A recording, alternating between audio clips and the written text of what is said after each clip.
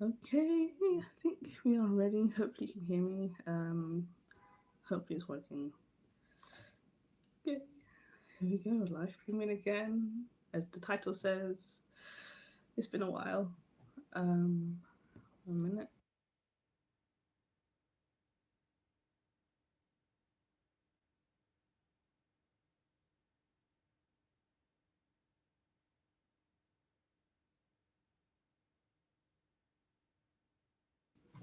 Yes, it has been a while. I haven't live streamed for a very long time. Honestly, because I was so tired from work. I was just so tired of weekends. And my face acne. So I am back live streaming it again. Hopefully, I want to do this once every Saturday, maybe. I do have a full-time job, so I can't really. It's not very feasible for me to be live streaming every single day. If I did not have a job, it probably would be one of those things that I do every single day. Regarding news, lots of games coming out. Regarding my YouTube channel, I'm working on my indie game YouTube channel that I announced a few months ago now. And it's going pretty well. Obviously, it takes a really long time to make a new YouTube channel if you don't have a big audience or if you're new to it. So I'm really trying to put all of my effort into that YouTube channel at the moment. If you want to see that, I'll make sure to put links in the description of this video so you can go ahead and look at that. What else is there? Oh, also next month is the EGX, which is the Euro Gaming Expo. I haven't been for I think 3 years now, due to the coronavirus pandemic, obviously. And I'm really looking forward to it this year because I have this set up, I have my new GoPro set up, I have my new phone, so it's going to be insane. Unfortunately, I was denied a creator pass. Um, it is what it is. I would have loved to get a creator pass, so I can see more of the exclusive games and stuff like that. But you know, it is what it is. You can't do everything. So I would definitely go to EGX, definitely check out some new games. I am new to the whole recording situation, so I'm not really sure about how to do that, but I will be posting pictures and videos on my Twitter account. I would be doing videos on my YouTube account and hopefully doing some stuff in Discord as well. I am actually thinking of even live streaming from EGX. I'm planning to go 2 days on the Thursday and the Sunday.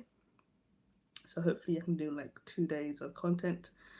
So yeah, it'll be interesting to do a live stream from there because it's really cool. Like you meet people, you get to play new games, you get to get involved in the gaming community. And if you're one of those people who really want to work in the gaming industry, then you can actually do that. They have booths around where you can actually talk to professionals on how to get into the industry. You can bring your CVs there if you already have experience. If you don't have experience as well, you can bring your CVs there and they'll talk to you. They have really good food as well. It's at the Excel Centers. Excel Centers genuinely has really good food, which is, great as well.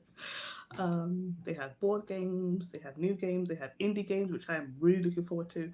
Really getting to see those indie games because obviously I've been into indie games for the last couple of years. I used to think indie games was just like a trope, like a meme kind of thing. I didn't think that indie games were actually really good until I started playing them. I think I started in 2018. I think was my first indie game, like official indie game, and I love them so far. I've played so many on my YouTube channel, and genuinely, the ones I played on my YouTube channel are so good, except for one. And unfortunately, the only indie game that I've played so far that I really don't like is the first one I uploaded on my indie channel, which was Encodia. I don't know. Let me see if my live stream, live chat. There we go. So yeah, the first game I put on my indie channel. Um, Hello to everyone joining, by the way. I can see people joining, but you're not saying anything in the chat, so I can't really, I can't see what you're saying. You're talking. Um, but you can go in the live chat if you want to. So yeah, the first game I put on my indie channel is called Encodia, and the really sad thing about it is that I've been following that game for so long. Like Encodia came out, I think the demo came out a few years ago, and I found it on itch.io. And it was just this really cool game about this little girl traveling around this post-apocalyptic kind of world with her robot. The robot looks after her, and they go through this journey. I didn't get to play the demo at the time because it wasn't available for macOS. I couldn't play it. But I was like, wow, this is a really good game. It looks really good. I'm really looking forward to playing it and stuff. So I did. I and I got a key for it, which is, again, I'm grateful when any publisher or any game developer is like, hey, have this key, try the game out and record it for us. And I got the key, I downloaded it. I was so excited to play it in Kodia. Like, it was one of those games where I was like, okay, I've been waiting for years for this game. You know, I think it was a Kickstarter, I'm not sure.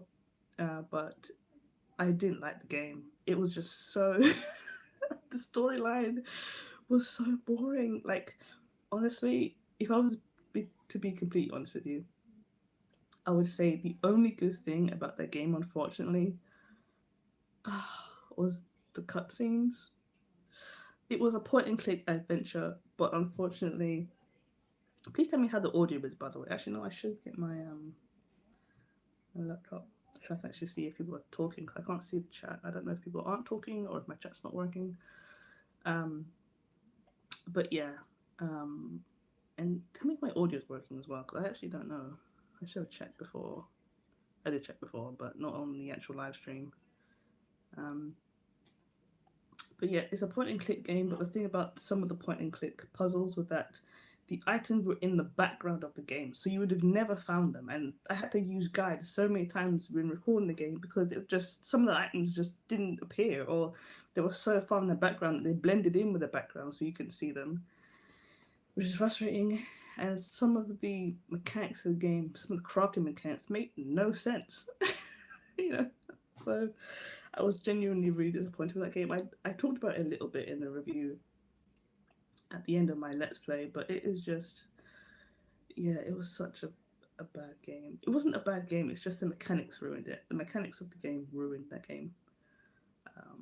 So yeah, that was a really bad one. But one of the best games I played is Chuck. Chuck was, I think it was the first or second game I played on my YouTube channel, and it is just, it literally almost made me cry at the end. I'm not a crier, but it made me tear up at the end. It's just this, I won't spoil it, it's actually a really easy game to spoil. But basically it's about this princess named Chuck, and she lives in a castle, and there's this bad guy in the castle that takes over the castle basically. Her mother is away battling some other battle in a different place, in a different area of her world.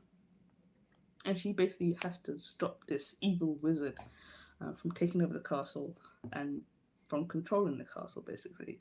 And it goes really deep into certain things, and the end is just such a good ending. It really is. So if you love indie games, if you love crying, if you love tearjerkers, definitely play Chuck. You can look at it on my channel page. Yeah, it's just such a good indie game. And Cleo Pirate's Tale, I played that earlier this year. Such a good game. Cleo Pirate's Tale is one of my favorite games ever. Again, another game that made me tear up at the end. Just so emotional, and the themes of that game as well were just so good. I'm trying to see, is anyone talking in the live chat? I can't see. I hope you can actually hear me as well, because I'm not really sure if anyone can hear me. Oh, but it is, yeah, indie games. I love indie games. So yeah, overall, looking forward to going to EGX in September. It will be my 4th or 5th time now, I think.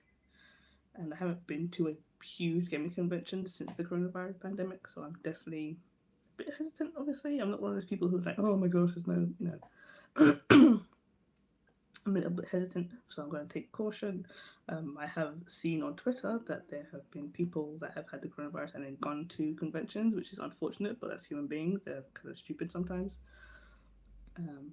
So yeah, I'm definitely looking forward to EGX and playing some indie games. Maybe, that's the thing, I want to play the AAA games, but conventions are kind of like theme parks where if, you know, there's long queues basically. If it's a AAA game, there's going to be huge queues, there's going to be hour-long queues. I'm not really so hot on AAA games. And I don't really know how I would even record those games either. So, yeah, that's it. That's EGX in September. I think it's from the 21st to the 25th of September, I believe. So yeah, that'll be really cool to see. Let me put my laptop on real quick so I can actually see if people are chatting in the chat and if I'm not seeing it, or my audio is really bad. Take that off. Okay, let's look here. Let's see if I can see people joining, but I can't see them talking or anything. I don't know if they're just not talking or if. Yeah, let me just mute my mic for a minute.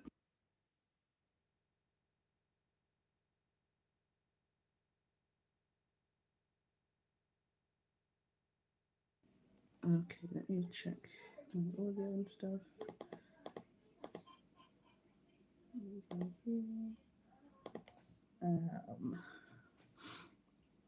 This one, yes, this one.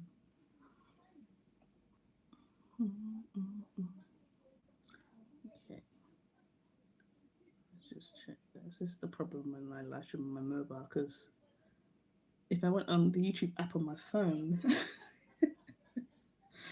it would cut out the live stream, and I don't want that.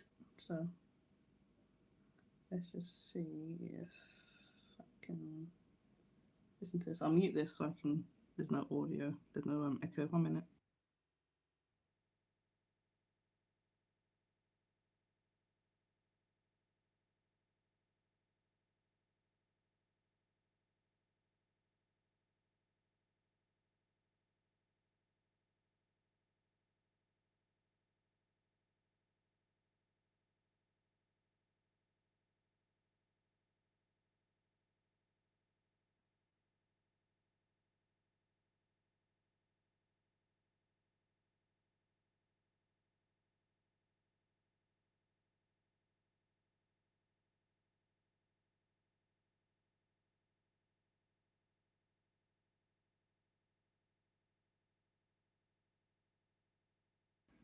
How's there no audio?